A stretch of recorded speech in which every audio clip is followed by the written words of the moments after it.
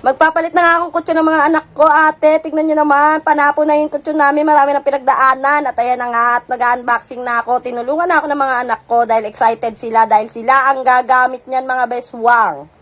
Ako talaga yung masayang-masaya sa pag-unboxing namin na yan dahil excited na rin ako. At syempre kasi naman, napakalaki-laki talaga nung gamit kong gunting. Tapos napakaliit nung binubuksan ko. Ay, charot!